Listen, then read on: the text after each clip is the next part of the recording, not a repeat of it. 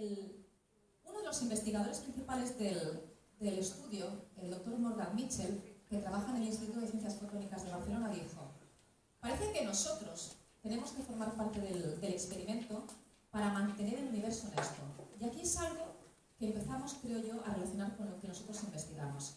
Cuando estamos haciendo experimentos, por ejemplo, de transcomunicación instrumental, o los que yo puedo hacer sobre intención consciente, al final nosotros estamos influenciando los propios resultados, porque estamos dentro del propio experimento. Si realmente lo que dice este experimento, y también los anteriores, es cierto que el observador define la realidad, cuando estamos haciendo experimentos los estamos modificando nosotros mismos. Nosotros mismos modificamos los resultados. Pero no solamente eso, aún va la parte aún más antiintuitiva. Y es que se demostró ya, y esto estaba publicado en la revista Science, que esa modificación o esa definición de la realidad que crea el observador es capaz de hacerlo hacia atrás en el tiempo. Lo que yo hago ahora puede cambiar el pasado. Eso es muy difícil de imaginar. Para nosotros es muy fácil pensar que si yo percibo algo que va a ocurrir, imaginemos que, por ejemplo, tengo la sensación de que si me subo al día siguiente a un vuelo se va a estrellar y no lo hago, y se estrella, he cambiado mi futuro, porque he podido evitar morir en ese accidente. Pero es que era algo que aún no había ocurrido. Lo que resulta muy difícil de entender es lo contrario, es que lo que yo hago ahora pueda cambiar un pasado que ya ha ocurrido. Pero es que eso ocurre y está demostrado. Entonces, aquí hay un punto importante que también tenemos que tener en cuenta cuando experimentamos. Hablamos, por ejemplo, de realizar los dobles ciegos en la transcomunicación instrumental. Y se tienen que hacer. Y se tienen que hacer porque eso es método científico y eso es ser riguroso.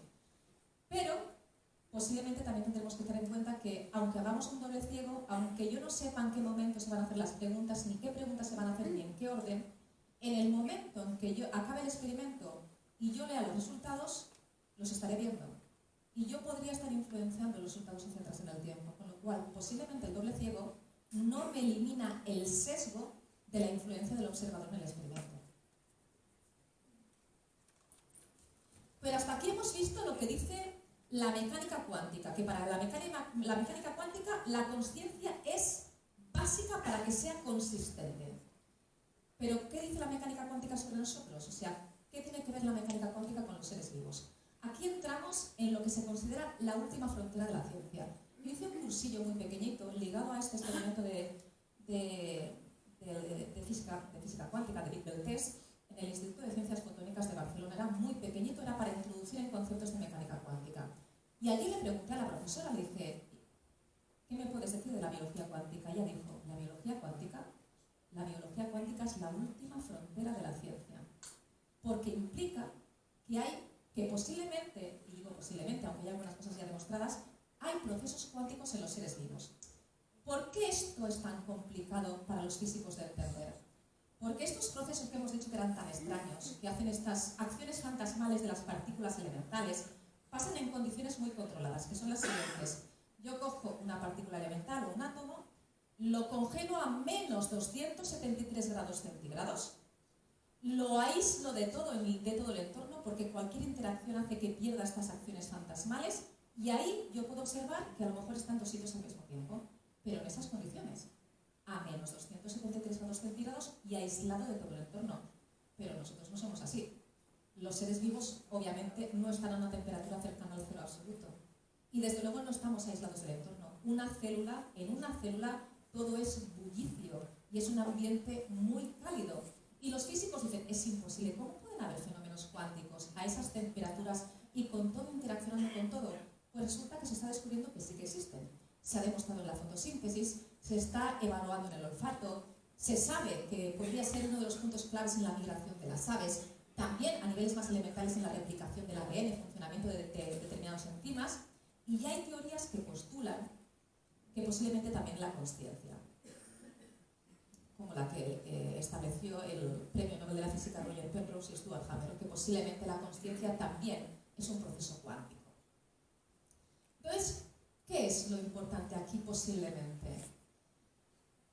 Si se están produciendo procesos cuánticos en sistemas biológicos, lo primero que nos tenemos que plantear es, ¿estamos siendo conscientes de que los estamos experimentando? Es decir, los procesos cuánticos pasan a distancias muy pequeñas, pero mi consciencia está experimentando la realidad a las distancias grandes, a nivel macroscópico.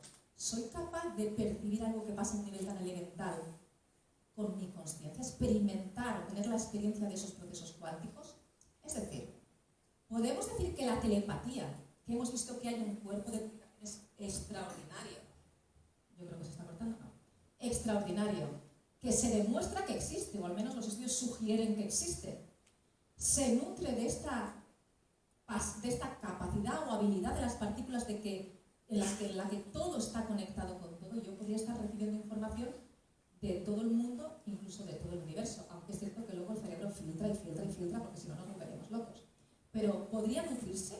Al final la vida se abre camino y la vida es extraordinariamente eficiente y utiliza todo aquello que le hace ser más eficiente para continuar adelante y evolucionar. Y obviamente las propiedades de la mecánica cuántica le hacen ser muy, muy, muy eficiente a los sistemas biológicos. Podríamos decir que podemos experimentar precognición, saber cosas que han ocurrido en el futuro o incluso cosas que han ocurrido en el pasado, porque es verdad que a nivel elemental las partículas están en todos los lugares al mismo tiempo, pero también en todos los puntos de la línea temporal al mismo tiempo en el pasado, al mismo tiempo en el presente y al mismo tiempo en el futuro. Por lo tanto, yo podría estar recibiendo información de posibles futuros, pero también del pasado. Y eso, elevarlo a mi experiencia consciente. Y como postulan pues, muchos científicos, posiblemente la ECM, las experiencias cercanas a la muerte, podrían ocurrir porque la consciencia, si funciona a nivel cuántico, está en superposición de estados cuánticos, vivos y muertos al mismo tiempo. Y aquí es donde viene ese bucle extraño que tanto ha sido controvertido en el título. A mí es un tema que me fascinó cuando oí hablar de él. Fijaos, se sabe que los programas informáticos, los bots, esos algoritmos informáticos que son capaces de aprender de sí mismos, cuando aprenden, dan un paso adelante y se hacen más complejos. Vuelven a aprender, dan un paso adelante y se hacen más complejos. Vuelven a aprender, dan un paso adelante y se vuelven a hacer más complejos. Pero llega un momento en el que ese programa informático que es capaz de aprender determina que lo que le hace ser más complejo es volver a su forma más simple. Conecta lo más complejo con lo más simple. Que es algo muy bonito, porque yo creo que nos puede recordar algunos aspectos de la filosofía. Esta conexión de lo más complejo con lo más simple. Pues bien, el doctor Hofstadter lo que dice es que posiblemente esto ocurre en la consciencia. Como hemos dicho antes, la consciencia es como una canción. Una neurona por sí sola no representa nada. Cuando se juntan todas, tienen esta actividad que crean esa melodía, que es una melodía que genera una entidad simbólica que tiene un significado, y el significado es ser conscientes de que somos conscientes. Pero cuando nosotros que somos conscientes nos observamos a nosotros mismos y descendemos en el bucle hacia abajo, lo único que vemos son neuronas, moléculas, átomos, partículas elementales. Lo más complejo, que es una entidad abstracta que no tiene materia, cuando se observa a sí misma lo único que encuentra es lo más simple, partículas elementales. Este es el bucle extraño de Hofstadter. Y posiblemente es cierto que las razones más profundas del universo no son físicas, sino que son simbólicas, tienen un valor simbólico, un significado para nosotros, aunque sean verdades indemostrables. Esto a mí me recuerda mucho a los logros, pero también al maravilloso adagio de la tabla esmeralda, cuando Hermes Trismegisto escribía lo que es arriba es igual a lo que es abajo y lo que es abajo es igual a lo que es arriba, para conseguir el milagro de lo único. No es tan diferente a lo que decimos sobre la consciencia, no es tan diferente a ese bucle extraño que conecta lo más complejo con lo más simple. Es como si nosotros nos estuviésemos dibujando a nosotros mismos en un proceso autorreferente. Pero fijaos, ¿se queda ahí solamente ese bucle extraño? ¿Se queda ahí con esa relación entre la consciencia y la materia y el cuerpo? Fijaos, estas son dos imágenes. En un lado, seguramente las habéis visto ya. En un lado, al lado derecho, me voy a acercar, tenemos una imagen de tejido cerebral de un ratón, una ratita. Aquí podemos ver las neuronas con sus conexiones, axones, sinapsis. Esto es un corte histológico de tejido neuronal de una rata, donde vemos cómo evoluciona, cómo se desarrolla y cómo se conectan las neuronas. Pero a este lado lo que tenemos es una imagen del universo, una imagen donde vemos cúmulos de galaxias y cómo se conectan entre ellas y cómo fluye la energía entre las galaxias y los cúmulos de galaxias guiados por obviamente la gravedad y todas las propiedades, las leyes físicas fundamentales. Y podemos apreciar el gran parecido entre el cerebro y el universo. De hecho, los científicos se quedaron extraordinariamente sorprendidos y con un reporte científico en la publicación en la revista Nature decían que el universo crece, se desarrolla, se conecta, evoluciona de la misma manera que el cerebro. Y yo me hago una pregunta.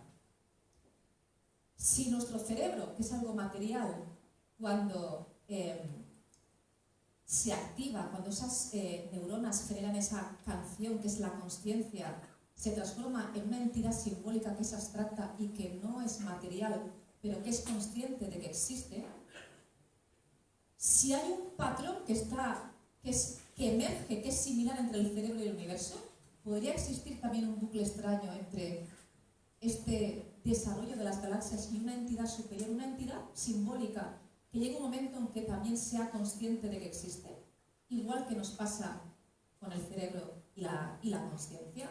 Posiblemente hay también un símbolo complejo, o hay un símbolo más complejo para el universo que está por encima y es una entidad simbólica que no es material. Y yo no estoy hablando de religión, simplemente me planteo que si esto pasa con la consciencia y un patrón de evolución similar, ¿por qué no podría pasar con el universo? No lo sabemos, no sabemos qué hay más allá, si ni siquiera sabemos explicar qué es la consciencia.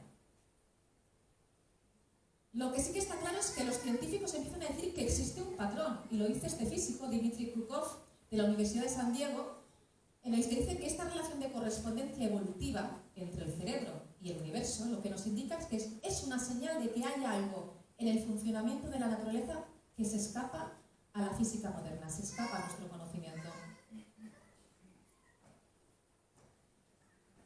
Y lo que es cierto es que hay muchas cosas que se escapan a nuestro conocimiento.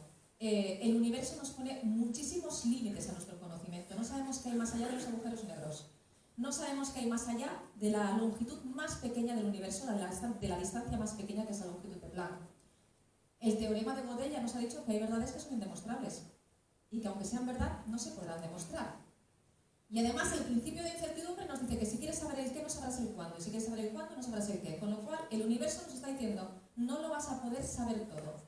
Pasa como en la Edad Media cuando diseñaban los mapas y los escribían, los antiguos cartógrafos ponían, cuando no sabían que había más allá, decían, más allá hay dragones. Pues en el mapa del conocimiento, no solamente de los fenómenos fronterizos, sino de la ciencia en general, hay muchos dragones, pero la madre de todos los dragones de ese mapa es la consciencia, el enigma de la consciencia.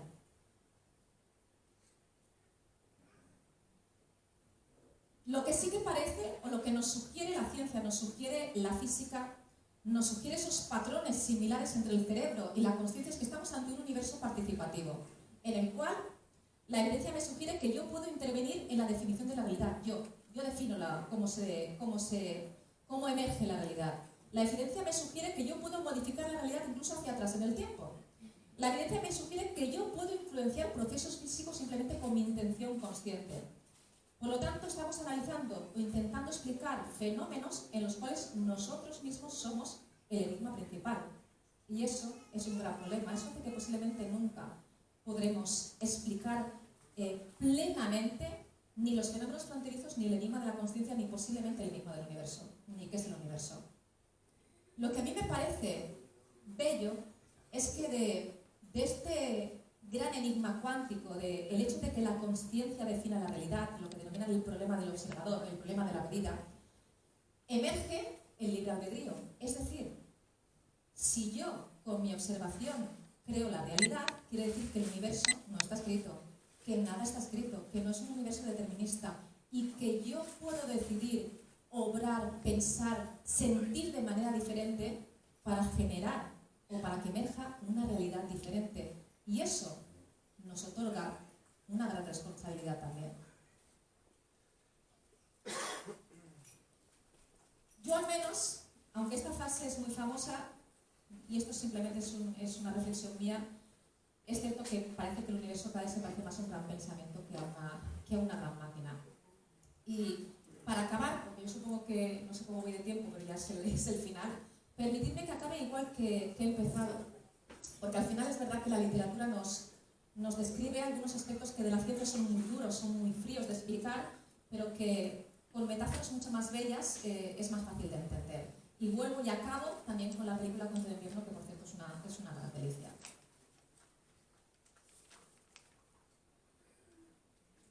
Y esa película acaba diciendo: ¿y si todos somos únicos y el universo nos quiere a todos por igual, tanto que se desdobla a lo largo de los siglos por cada uno de nosotros y a veces tenemos la suerte de verlo? Ninguna vida es más importante que otra y nada es casual, nada. ¿Y si todos formamos parte de un gran patrón que algún día lleguemos a entender? Y un día, una vez hecho eso que solo nosotros somos capaces de hacer, nos elevamos y nos reunimos con aquellos que más hemos querido para abrazarlos por siempre.